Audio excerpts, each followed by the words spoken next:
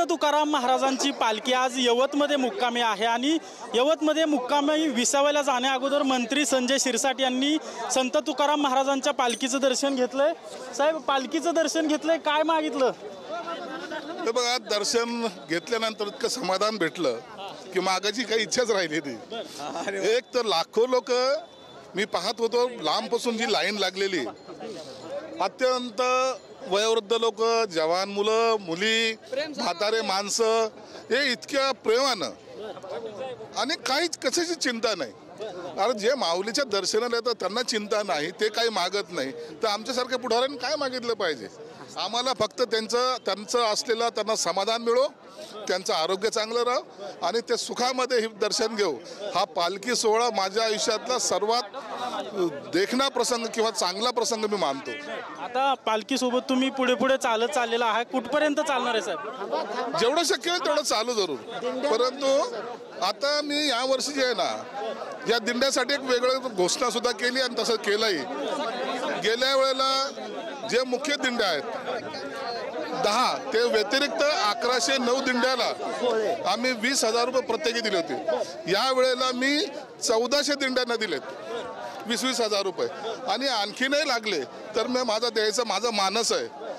अरे ही जनतेच्या जीवावर तर आमचं राज्य चालतं, म्हणून या माऊलीच्या कृपेने चाललेलं राज्य आणखीन चांगलं चालावं आणि लोकांना सुद्धा एक त्याचा आनंद घेता यावा, हा माझा प्रयत्न राहील। साहेब, पुण्यामध्ये ठाकरे गटाकडून उपमुख्यमंत्री एकनाथ शिंदे यांना डिवचणारे बॅनर लावण्यात आलेले आहेत, निष्ठेवरून बॅनर लावण्यात आलेत। हे बघा, ठाकरे गटाला तर काही काम राहिलेलं नाही। टोमणे मारणे, टीका करणे, हे असं आनंद सोहळ्यात घ्या ना, त्यांच्या मनात कुठेतरी परिवर्तन तरी होईल, म्हणून त्यांना आता ते घर कोंबडे आहेत, त्यांना बाहेर निघता येत नाही।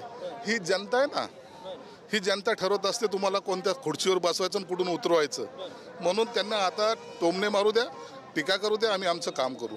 अमोल मिटकरींनी यापूर्वी इच्छा व्यक्त केली होती की पुढची पांडुरंगाची जी पूजा आहे ती आजीदादांच्या हस्ते व्हावी, तसं काही तुमचं? अरे प्रत्येकाची इच्छा असते, त्याला नाविलाज आहे। माझी इच्छा काही जरी असली ती पांडुरंगाने ऐकली पाहिजे, पांडुरंगाने जर ऐकली तर निश्चित मिळेल। तशी काही इच्छा पांडुरंगाला बोलून दाखवली तुम्ही दर्शन? मी पांडुरंगांना फक्त एकच सांगितलं की आम्हाला सर्वांना सुखी ठेव, सुखी ठेवलं म्हणजे सर्व त्याच्यात आलं, म्हणून जास्त वेगळं मागणं आणि पांडुरंगाच्या कानात सांगणं अरे असं नाही चालत। तो सर्व जाणतोय, पांडुरंगाला जे द्यायचं तो त्याला देईल जरूर। विधिमंडळातल्या हिंदी आणि इंग्रजी बोर्डवरून मनसेचे नेते संदीप देशपांडे यांनी एक टीका केलेली आहे, विधान भवनात सगळे शंड बसलेत अशी त्यांची टीका आहे। त्यांनी कुणाला उद्देशून बोललं आताही त्यांनी मला वाटतं काही प्रेस घेतलेली आहे, परंतु बोलताना थोडं तारतम्य ठेवलं पाहिजे, हे निश्चित आहे। माणसाने आपल्या पद्धतीने असं बोलणं हे चुकीचं आहे।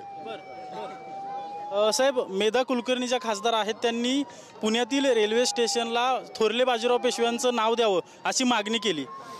काय त्यांचं वैयक्तिक राजकारण मला माहीत नाही, मी आज फक्त पांडुरंगाचं दर्शन हा माझा विषय आहे। आपण पाहतोय की माझं पांडुरंगाचं दर्शन घेण्यासाठी या ठिकाणी आलेलो आहे, अशा प्रकारचं मंत्री संजय शिरसाट यांच्याकडून सांगण्यात येतं। आता पालखी जी आहे, संत तुकाराम महाराजांची पालखी जी आहे ती अगदी काही वेळात यवतला पोहोचेल आणि आजचा मुक्काम यवतमध्ये असणार आहे आणि त्यानंतर पुढच्या टप्प्याच्या प्रवासाला उद्या ही पालखी जाणार आहे।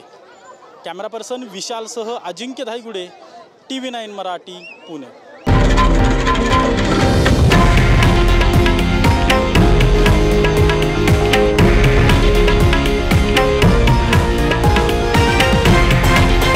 हे आहे देशातील नंबर 1 न्यूज नेटवर्क आणि आपण पाहत आहात TV9 मराठी, एकमेव।